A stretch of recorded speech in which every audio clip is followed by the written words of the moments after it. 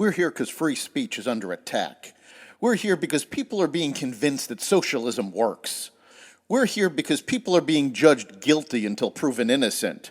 We are fighting back with facts. This is not a safe zone, so buckle up, Buttercup. This is the raw, naked truth.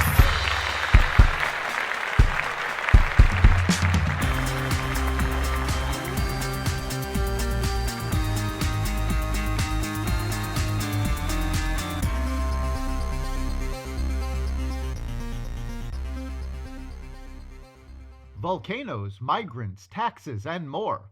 Welcome to the Raw Naked Truth. I'm your host, Eric Lopkin, and here's the news you need to know.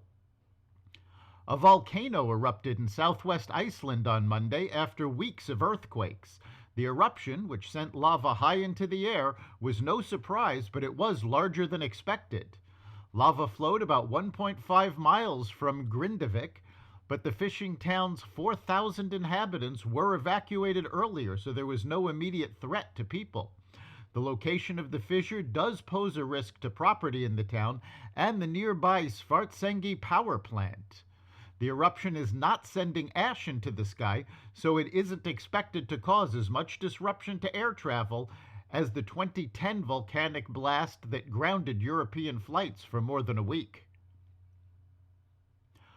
With record numbers of migrants crossing into the United States illegally, Texas Governor Greg Abbott signed legislation Monday permitting Texas law enforcement officials to arrest undocumented migrants crossing the U.S.-Mexico border.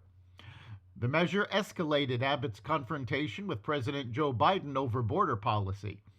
Texas's state legislature passed the bill last month despite arguments by immigrant rights groups that say the law would violate the Constitution and fuel racial profiling.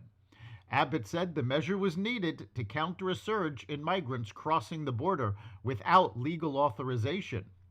While the Biden administration has continually refused to enforce U.S. immigration law, congressional Republicans are negotiating with Democrats for tighter border policies in exchange for more Ukraine aid.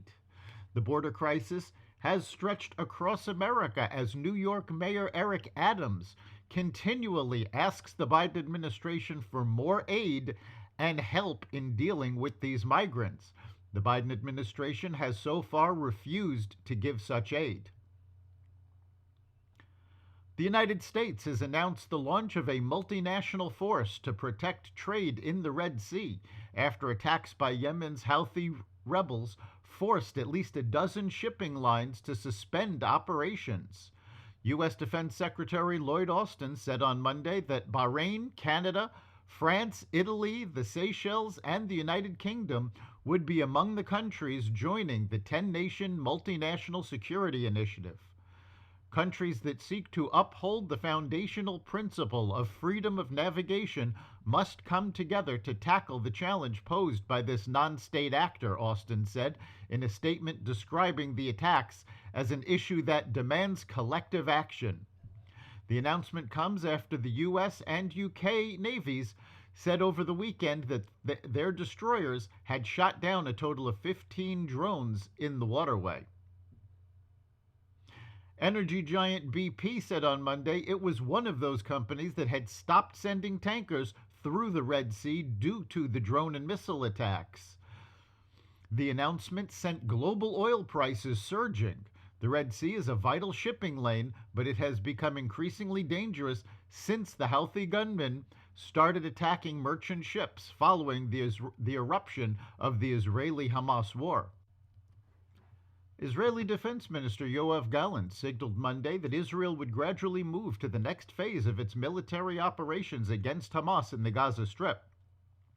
The remarks came after talks with Defense Secretary Austin, who visited Israel to push for more surgical Israeli operations against Hamas and increased efforts to avoid civilian casualties as the death toll in the region increases.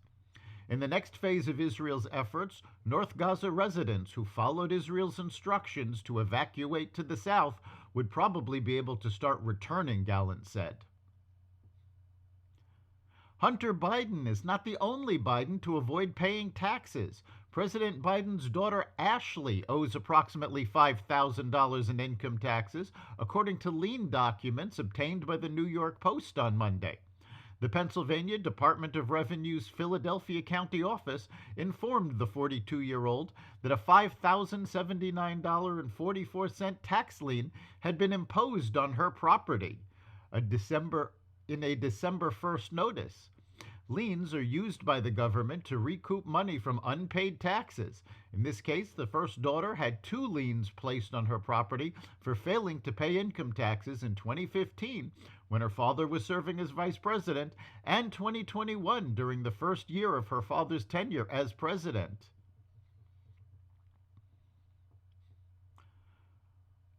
Former President Donald Trump is leading President Biden among young voters by a 13-point margin, according to the latest Fox News poll. 41% of respondents under 30 said they'd vote for Trump, age 77, in the 2024 general election, while 28% said they'd vote for Biden, age 81. Those under 45 years old also favored Trump, with 41% saying they'd vote for Trump versus 31% who'd cast their vote for Biden. Trump is also more popular among women voters at 41% to 34% for Biden, according to the poll, which interviewed 1,007 registered voters randomly selected between December 10th and December 13th. The polling results come as the Trump campaign is targeting young voters and widening its support among GOP voters. On Saturday, Trump made a stop at the University of New Hampshire and railed against Biden's economy and the migrant crisis at the southern border. According to a USA Today report that interviewed Republican and Democratic college students outside the rally, some young voters agreed that Biden's handling of the economy and foreign affairs were critical issues heading into the 2024 election. Young voters were key in Biden's 2020 victory. That's the Raw Naked Truth. You can catch every episode of The Raw Naked Truth at xvadio.com/podcasts, the Apple Podcasts app, Google Podcasts, Spotify, iHeartRadio, Audible, Amazon Music, and other platforms that respect freedom of speech. We'll see you next time.